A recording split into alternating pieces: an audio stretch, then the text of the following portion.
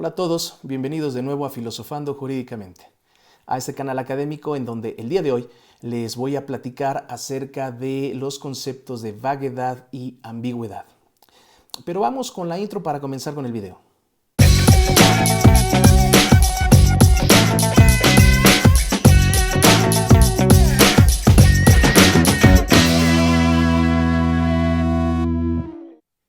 El derecho, a diferencia de la lógica, por ejemplo, trabaja sobre la base del lenguaje natural. Debido a esto, las condiciones de comunicación son muy abiertas y la interpretación de los mensajes que se emiten pueden llegar a ser de forma muy variada. Y justamente hablando de interpretación, los teóricos del derecho regularmente suelen hacer una diferencia entre los términos vaguedad y ambigüedad cuando analizan cuestiones relativas a la interpretación jurídica. Pues, por un lado, los problemas de ambigüedad se generan principalmente ya que las palabras no se usan en todos los contextos o áreas lingüísticas para connotar las mismas propiedades y, por el otro lado, los casos de vaguedad. Existen asuntos que nos plantean dudas porque no nos queda claro en dónde termina el campo de aplicación de la palabra. Los problemas de ambigüedad en el derecho se producen cuando las oraciones tienen más de un significado. Esto es porque algunas de las palabras que componen el enunciado poseen más de un significado o porque la frase tiene una equivocidad sintáctica. Sin embargo, cuando una proposición expresada por una oración es vaga, se debe a la imprecisión del significado de algunas palabras. Cabe aclarar que cuando hablamos del significado de las palabras, podemos hacer referencia tanto a la denotación o extensión como a la connotación o intención. La primera es la clase de cosas o hechos nombrados por la palabra.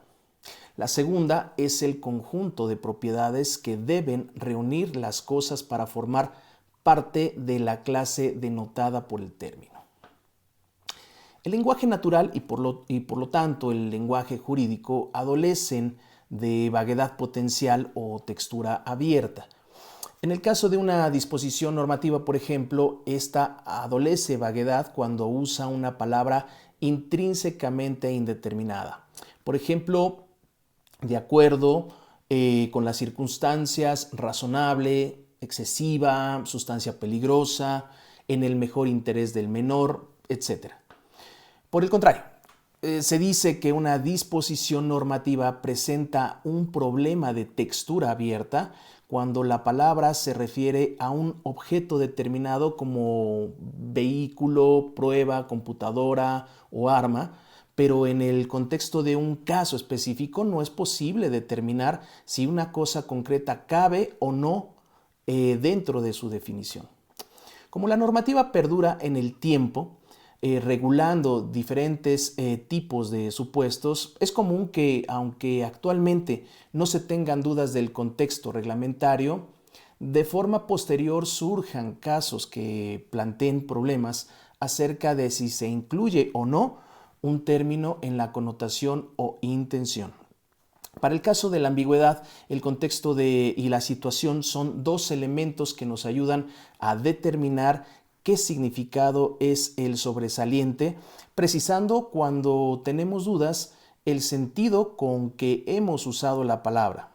Por lo tanto, para los estudiosos del derecho, los problemas de ambigüedad son cuantitativa y cualitativamente poco relevantes al ser poco frecuentes y fáciles de resolver, por lo que orientan sus estudios al análisis de la vaguedad y de la textura abierta. Ricardo Guastini, profesor emérito de Filosofía de Derecho de la Universidad de Génova, planteó que la equivocidad depende generalmente de los rasgos del lenguaje y de manera específica de temas relacionados con la existencia de intereses en conflicto, construcciones dogmáticas y multiplicidad de métodos interpretativos. Por ejemplo, las diferentes interpretaciones del concepto justicia. Para este filósofo, las diferencias entre la ambigüedad y la vaguedad se generan a partir de la distinción de la interpretación en abstracto, dirigida a textos, y la fáctica, que es la orientada a los hechos. Es decir, que el término interpretación judicial puede expresar tanto a la clasificación de un caso específico dentro de un grupo de casos regulados por la norma, que es la vaguedad. Por ejemplo, la duda que surge acerca de si la regla prohibido vehículos en el parque se aplica o no a los carritos eléctricos de niños, como la atribución de significación a un texto o norma, la ambigüedad. Por ejemplo, si la facultad de sanción del presidente de la República es un acto de castigo o de aprobación. Para ser más conciso, la vaguedad es la falta de precisión en el significado de una palabra. Es decir, una palabra es vaga en la medida en la que existen casos en donde su aplicabilidad es dudosa y puede resolverse con base en una decisión lingüística adicional. Por ejemplo, si digo, ese libro es extenso, nos viene a la mente por lo menos un par de preguntas. ¿Cuál libro y cuánto se le considera extenso? Otro ejemplo parecido sería: el señor bajito y de cabello oscuro es el más rico de la zona.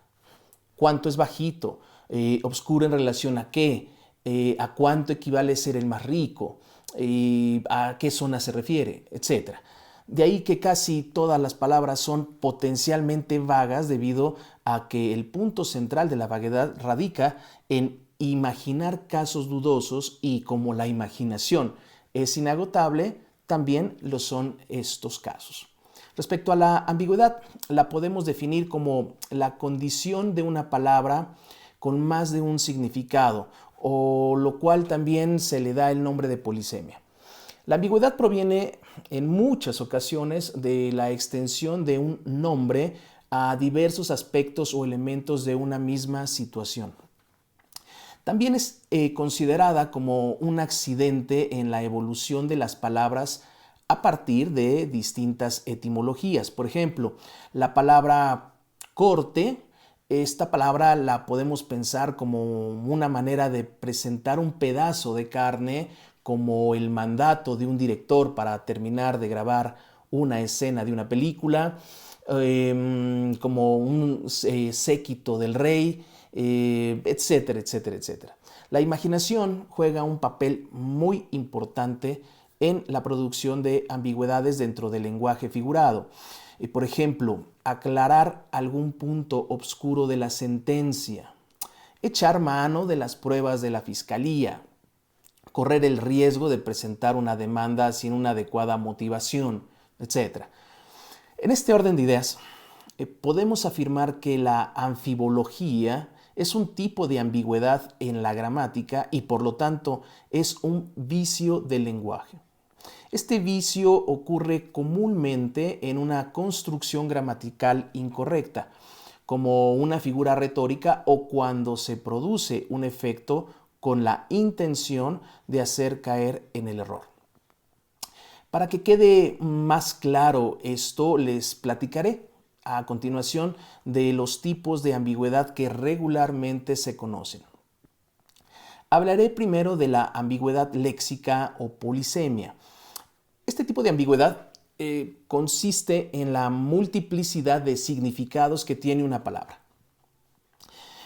Para su adecuada interpretación debemos de observar el contexto de aplicabilidad de dicha palabra.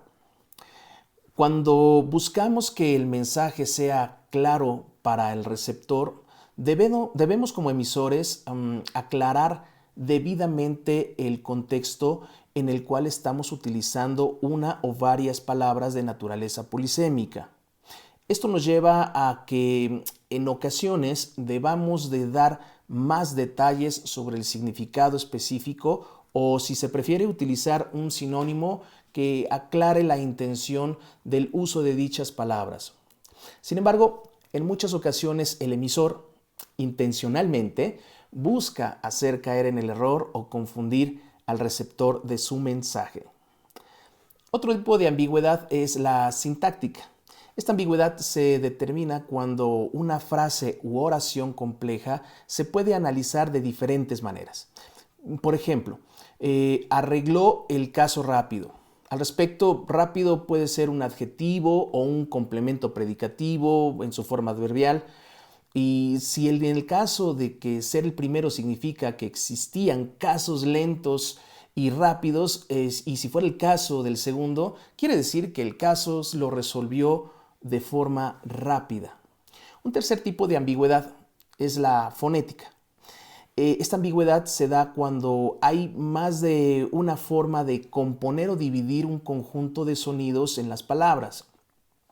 Un ejemplo claro es ¿qué es depilar? O qué es depilar, lo cual incluso se puede emplear como un artículo lingüístico, algo común de un calambur, ¿sí? O una estratagema basada en la homonimia o paronimia. Por cierto, son palabras homónimas aquellas cuya pronunciación es igual o similar, pero que posee diferente significado.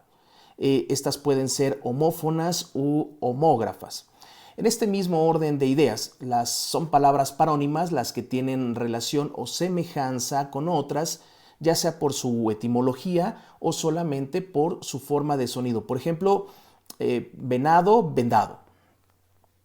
El cuarto tipo de ambigüedad es la semántica. Esta se produce cuando una palabra o concepto tiene un significado difuso y se basa en el uso informal o generalizado. Le compró la casa.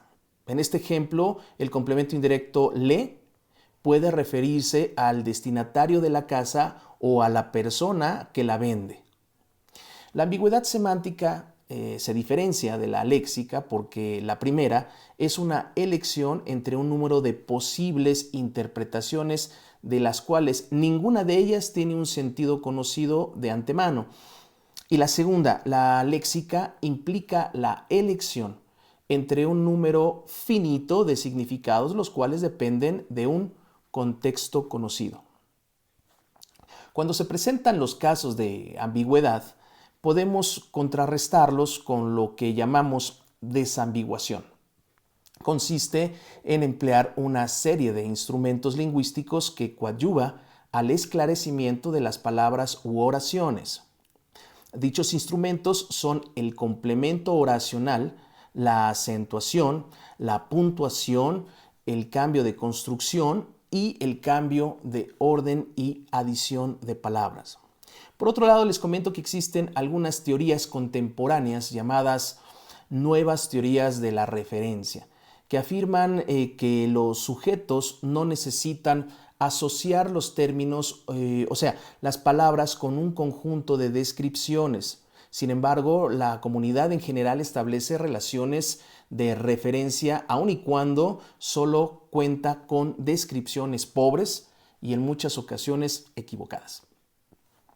De acuerdo con estos nuevos teóricos, las personas somos capaces de referir objetos frecuentemente distantes en el tiempo y en el espacio a partir de un acto primigenio de ostensión, es decir, la acción intelectual de llamar con un determinado nombre a un objeto.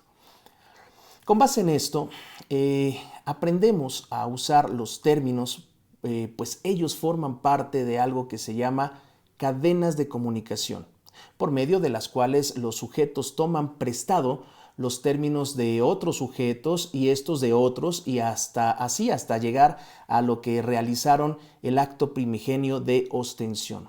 Ahora bien, estas cadenas de comunicación sirven como instrumentos para la distinción entre la vaguedad y la ambigüedad.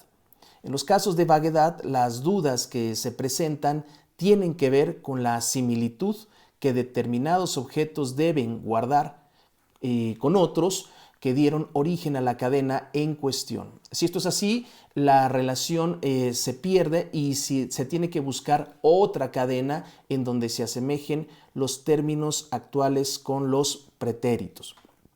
Por otro lado, el problema en la ambigüedad radica en la existencia de diversas cadenas de comunicación, lo cual complica determinar cuál de ellas es la apropiada. Por último, las cadenas de comunicación se relacionan con términos, palabras, que pertenecen ya sea a un mismo tiempo, pero en espacios diferentes, o a momentos distintos en un ámbito igual, es decir, profesional o coloquial. De esta manera, el uso de estas cadenas determina el grado y tipo de ambigüedad y vaguedad que se presentan en los casos específicos dentro de cada uno de los contextos.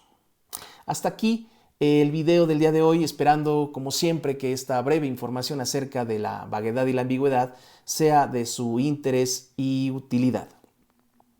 El tema de este video y todos los anteriores acerca de la argumentación los pueden encontrar de forma detallada en mi libro Argumentación Jurídica Práctica, el cual lo pueden adquirir tanto en formato digital como en formato físico, ya sea en las librerías Porrúa o en los links que les dejo aquí abajo. Recuerden suscribirse y activar la campana e invitar a todos sus amigos o conocidos que les interesen estos temas para que tanto ustedes como ellos les lleguen todas y cada una de las notificaciones de los nuevos videos que seguiré subiendo. Y por favor, cualquier duda o sugerencia déjenla abajo en los comentarios. Nos vemos muy pronto.